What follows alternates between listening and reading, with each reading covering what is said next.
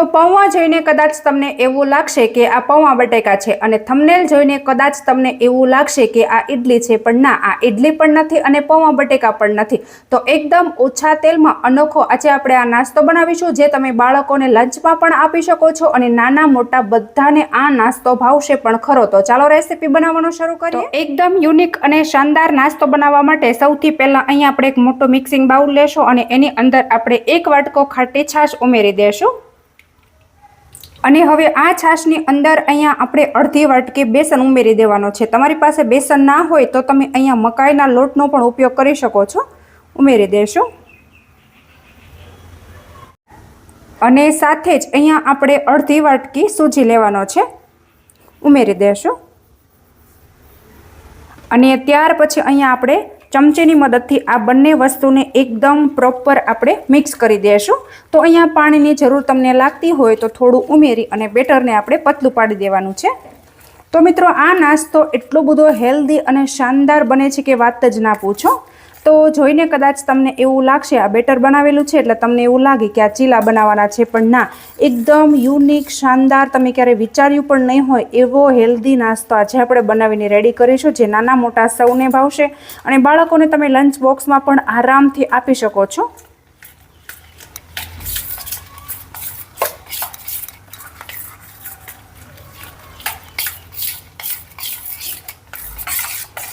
તો અહીંયા તમે જોઈ શકો છો કે બેટરને મેં થોડું પાણી નાખી એકદમ આ રીતનું પતલું કરી લીધું છે. જો આ રીતે આપણે ચમચીમાંથી પાડીએ એટલે રિબિન ટાઈપ પડે એ રીતનું આપણે બેટર બનાવવાનું છે. અને હા મિત્રો, બેટર અગાઉ બનાવવાનું કારણ એ છે કે તમે થોડી વાર આને આ રીતે ફેટી અને પડ્યું રહેવા દેશો ને એટલે એકદમ મસ્ત મજાનો સૂજી અને જે રવો આપણે બેસન છે એ પરફેક્ટ એવો ફૂલી જશે. તો બસ આને આપણે સાઈડમાં કરી દઈશું અને આગળની તૈયારી કરી લેશું. અને હવે જો અહીંયા મેં અત્યારે પોણી વાટકી જેટલા પૌવા લીધેલા છે. તો અહીંયા તમારા ઘરમાં જે રેગ્યુલર જાડા કે પતલા પૌવા હોય એ તમે ચોખાના પૌવા લઈ શકો છો. તો અત્યારે મેં પોણી વાટકી પૌવા લીધેલા છે અને એની અંદર આપણે પાણી નાખી પૌવાને આપણે પ્રોપર વોશ કરી લેશું. તો આપણે આને નળ નીચે રાખી 2 થી 3 પાણીથી સરસ રીતે વોશ કરી લેશું અને પાણી છે એ બધું આપણે નિતારી લેવાનું છે, જેથી કરીને એની અંદર જે સફેદ પરત હોય એ બધી નીકળી જાય અને પૌવા પરફેક્ટ ચોખ્ખા થઈ જાય. તો જુઓ મિત્રો, અહીંયા મેં પૌવાને એકદમ સરસ એવા ધોઈ લીધા છે અને આ રીતે જો તમે જોઈ શકો છો કે પોચા પણ પડી ગયા છે. તો બસ હવે આ જે પૌવા છે ને એને આપણે બેટર સાથે મિક્સ કરી દેવાના છે. ચમચીની મદદથી એકદમ સરસ રીતે હલાવી આપણે મિક્સ કરશું એટલે પૌવા પણ સરસ એવા પલળી જશે. અને હવે ત્યાર પછી અહીંયા આપણે ટેસ્ટ અકોર્ડિંગ એટલે કે મેં અત્યારે 1 ટીસ્પૂન જેટલું મીઠું લીધેલું છે તો ઉમેરી દેશું. તો મીઠું આપણે ધ્યાન રાખીને એડ કરવાનું છે. હજી આપણે આગળની જે પ્રોસેસ કરીએ એમાં પણ મીઠું આવશે એટલે મીઠાનું ખાસ ધ્યાન રાખવું. હલાવી અને એકદમ સરસ રીતે આપણે મિક્સ કરશું. તો બસ આને આપણે હવે સાઈડમાં કરી દઈશું અને થોડી આપણે આગળની પ્રિપરેશન કરશું. તો અહીંયા તમે જોઈ શકો છો કે બટેટાને અત્યારે મેં આ રીતનું ખમણ કરેલું છે.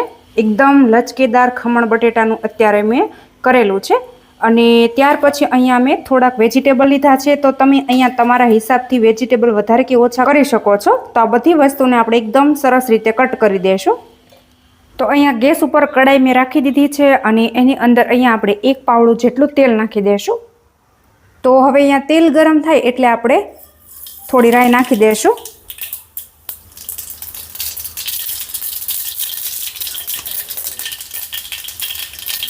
અને થોડી અહીંયા આપણે અડદની દાળ ઉમેરી દેવાની છે.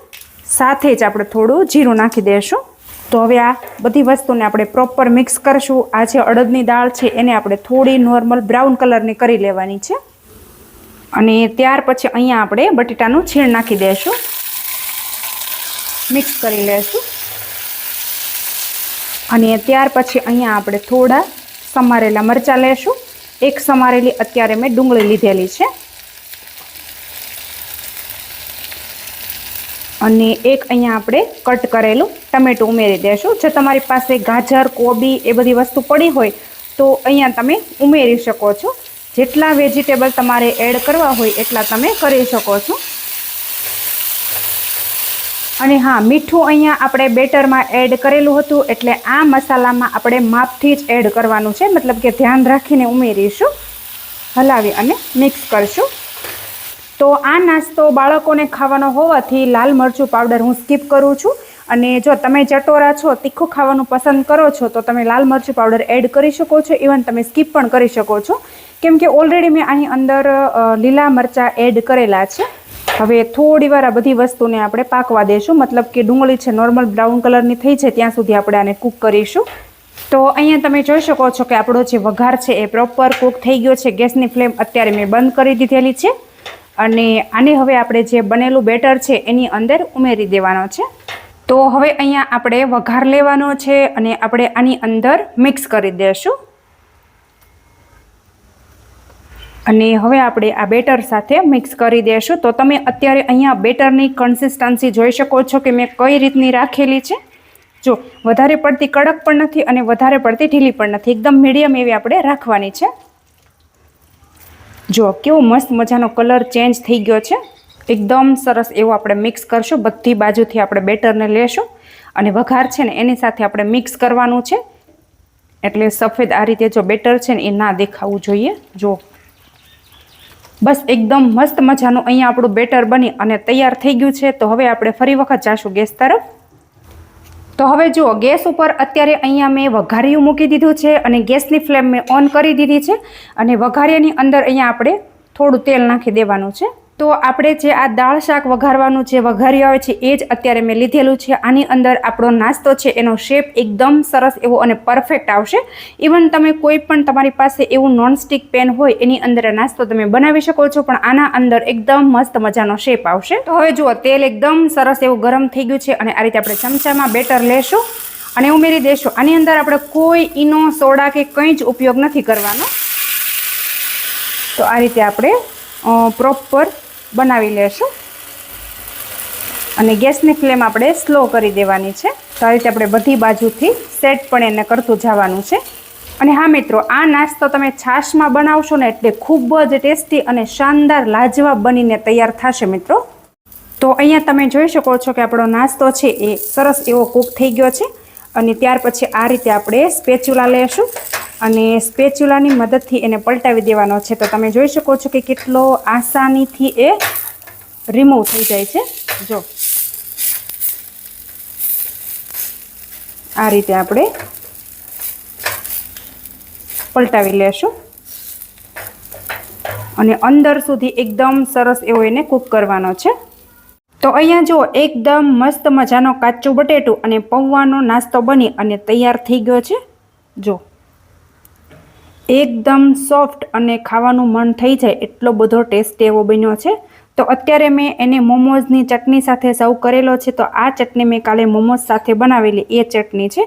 તમે સોસ અથવા ગ્રીન ચટણી સાથે પણ સર્વ કરી શકો છો. તો મિત્રો, આ રેસીપી તમને સારી લાગી હોય તો કોમેન્ટમાં તમારો ફીડબેક જરૂરથી આપી દેજો અને મારી ચેનલ ઉપર નવા હોય તો ચેનલને સબસ્ક્રાઈબ કરી લેજો. Thank you.